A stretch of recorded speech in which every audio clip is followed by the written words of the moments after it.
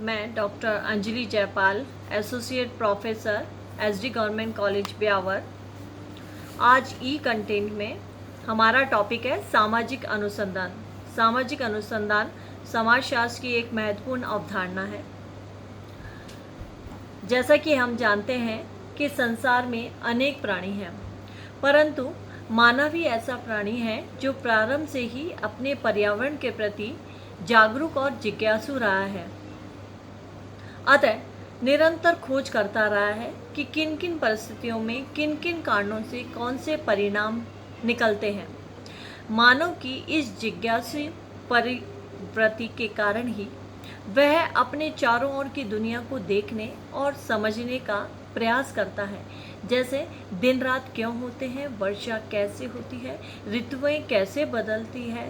साथ ही साथ न केवल उसने प्राकृतिक घटनाओं के बारे में जानने का प्रयास किया, बल्कि उसके साथ साथ उसने सामाजिक परिवेश की खोज की ओर भी अपना ध्यान आकृष्ट किया। जैसे समाज में विवाह की कौन कौन सी पद्धतियां हैं, समाज में कौन कौन से रीति रिवाज हैं, नियम हैं, कानून हैं, इन सभी के बारे में वह जानने के लिए हमेशा आतुर रहा है। सामाजिक मान्यताएं, सामाजिक विश्वास समाज में कैसे उत्पन्न होते हैं, समूहों का निर्माण कैसे होता है, आदि प्रश्नों के उत्तर जानने के लिए वह अनवरत प्रयासरत रहा है। अतः जो जिज्ञासु व्यक्ति इस अनेक प्रकार के प्रश्नों के उत्तर को जानने का प्रयास करता है, वह शोधकर्ता कहलाता है। प्राकृतिक विज्ञानों की खोज करने वाला प्राकृतिक शोधकर्ता कहलाता है, और उसी प्रकार से समाज के संबंध में खोज करने वाले को सामाजिक शोधकर्ता कहा जाता है। सामाजिक शोध का प्रमुख उद्देश्य सामाजिक व्यवस्था के उन नियमों की खोज करना है जिसके द्वारा वह व्यवस्था नियंत्रित, निर्देशित और संचालित होती है। अतः सामाजिक अनुसंधान किसे कहते हैं, इसकी क्या विशेषताएं हैं, इसके उद्देश्य क्या है, हम इसके बारे में जानेंगे। सबसे पहले हम देखते हैं कि अनुसंधान किसे कहते हैं।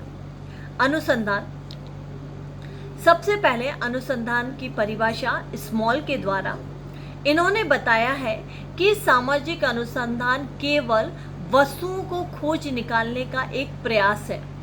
अर्थात जब हम किसी भी नई वस्तु को देखते हैं और उसके बारे में जानकारी चाहते हैं, उसे ही हम क्या कहते हैं, अनुसंधान कहते हैं।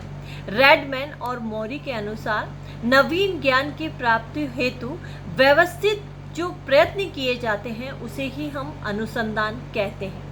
लुंडबर्ग के अनुसार अवलोकित सामग्री का जब हम वर्गीकरण, विश्लेषण, सामान्यीकरण और सत्यापन करते हुए जब एक व्यवस्थित ज्ञान की प्राप्ति करते हैं तो हम उसे अनुसंधान कहते हैं। डोनाल्ड के अनुसार अनुसंधान हमारी वस्तुओं, धारणाओं, प्रतीकों आदि की ज्ञान में वृद्धि, सत्यता अथवा प्रामाणिकता के सामान्यीकरण के उद्देश्य से किया गया दक्षतापूर्ण कार्य है।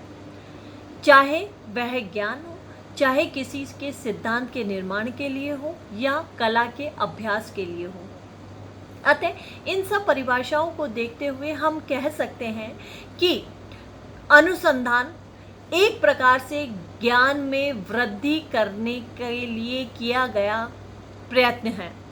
या हम कह सकते हैं कि जब हम किसी भी चीज़ के बारे में, किसी भी घटना के बारे में जब हम तथ्यों को क्या करते हैं, उनका अवलोकन करते हैं, उनका वर्गीकरण करते हैं और हम जब उनका सत्यापन करते हैं, जब हम इन सभी चरणों से होकर गुजरते हैं तो हम उसे अनुसंधान कहते हैं।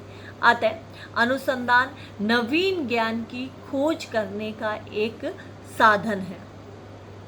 अनुसंधान के बाद अब हम चलते हैं सामाजिक अनुसंधान।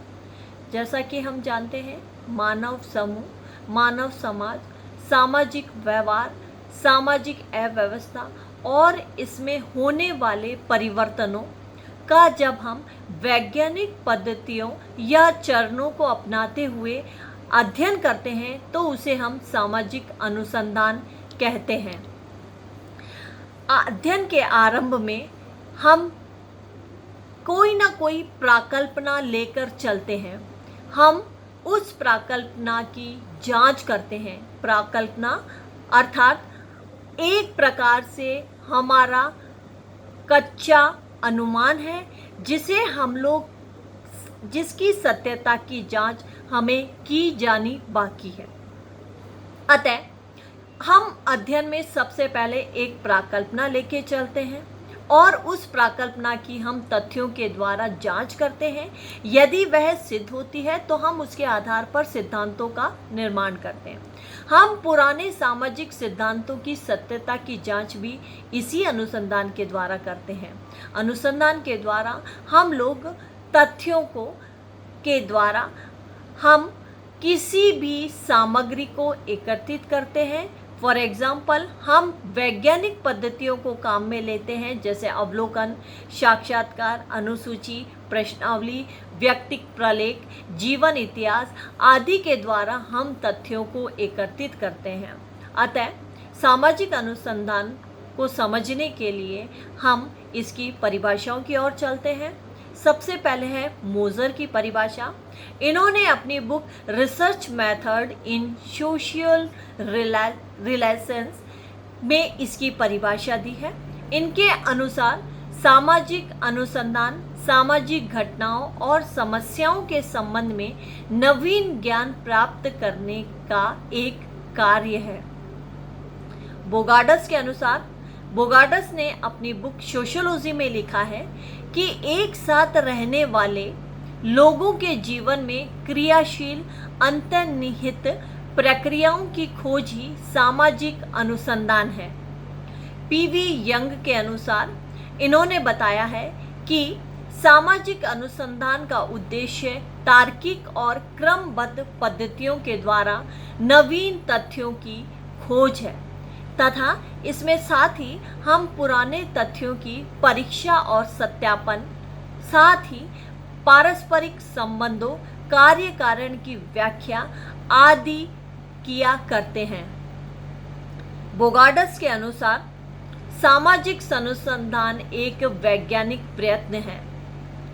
इसका उद्देश्य सामाजिक परिस्थितियों, सामाजिक घटनाओं, सामाजिक समस्याओं, प्राकल्पना आदि से संबंधित तार्किक और क्रमबद्ध अध्ययन करना है। इसमें हम तथ्यों का परीक्षण करते हैं, तथ्यों को संकलन करते हैं, वर्गीकरण करते हैं, विश्लेषण करते हैं और साथ ही साथ इनका सामान्यीकरण किया जाता है।